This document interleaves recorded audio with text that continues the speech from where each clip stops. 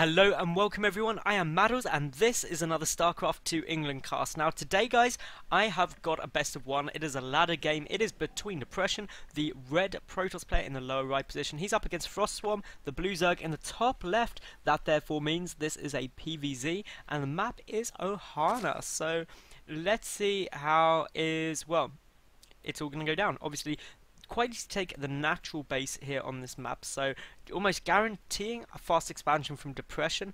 Could be either a Forge first or just a Nexus first. It really just depends on how it all goes down. Now these two players are obviously just chatting away to each other, obviously bumping into each other along the ladder. They're both GM players, so obviously know the usual people who they'll be playing against. Anyway, taking a look around here, obviously the pylon in the main, so that is already something which is a bit unusual because on Ohana it is so easy to take this expansion. I'm amazed that the pylon has actually come down in the main. Could still be a Nexus first, but you'd still usually see the pylon down here.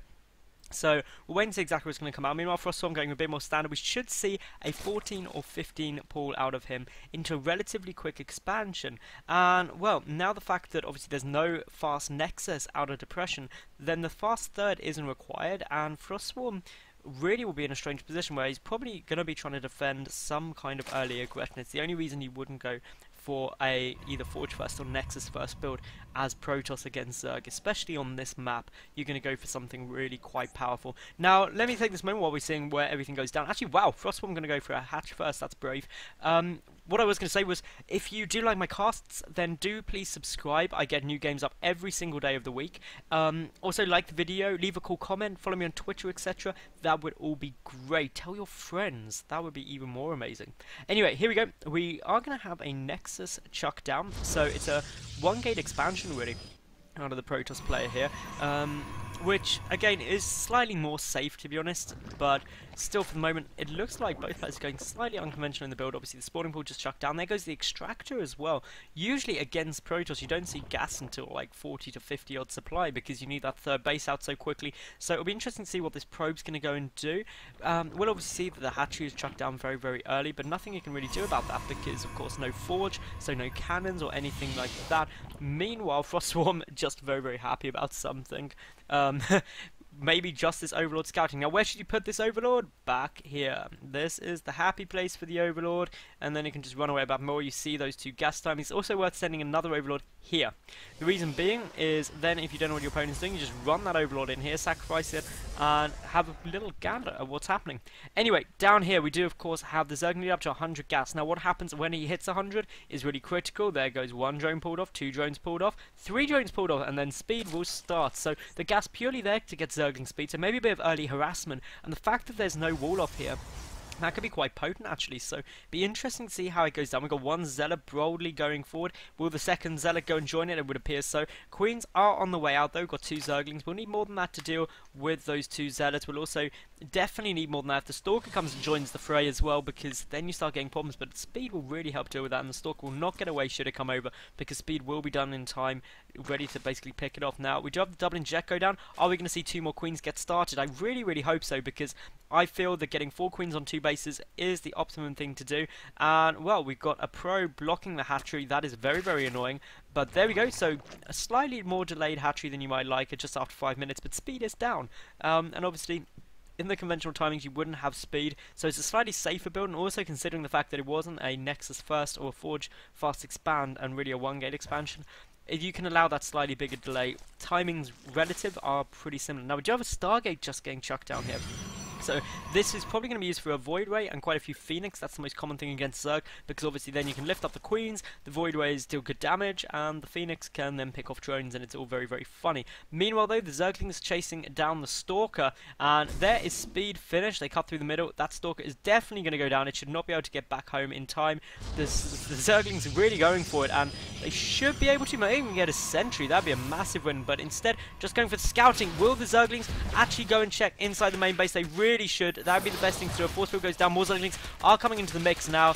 This is actually quite a lot of Zerglings, and there's very little in the form of defense. So we could see an awful lot of probes get taken down here, and the force field actually working against the Protoss, and that is always very, very frustrating. Now, of course, Zerglings are going straight for everything. Now, Forge is getting focused down. The Zealots are the threat, though. Need to be careful there. The force field will empty on the ramp any any second, so the Zerglings could have gone in. But critically, that Stargate was not scouted. The Void Ray is halfway done. The third base up now for frostSwarm. He's getting down his second and third gas. The injector's still going well. No creep spread though. 2 more queens in production though. So that means 1 for creep spread, 1 for injecting at the third. We've got a drone transfer coming down. Lots of Zergling running around absolutely everywhere.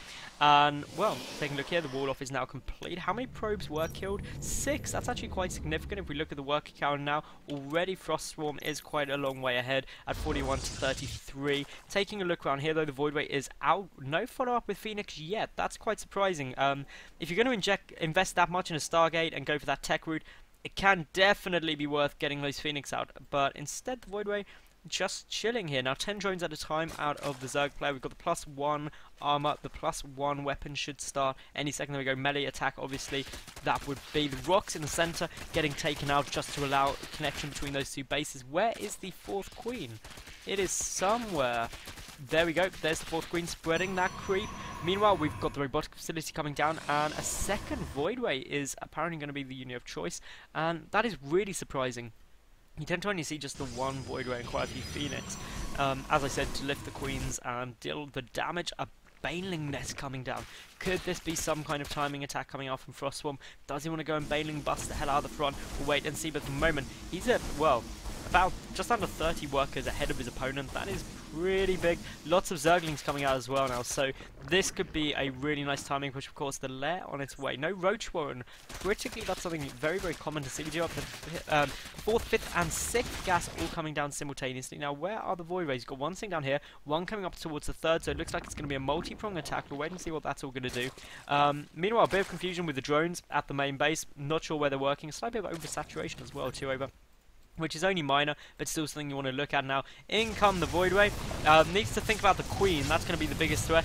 But of course, just going for the drones at the moment. Meanwhile, the Void Ray should come into 3rd at some point. The Zerglings are coming to observe the Void Ray. They can't do anything about it, but still, they want to know it's there. It's kind of like in a horror film, when like they hear a bump and everyone's like, no, don't go towards the bump. You can't do anything about it. You're going to die.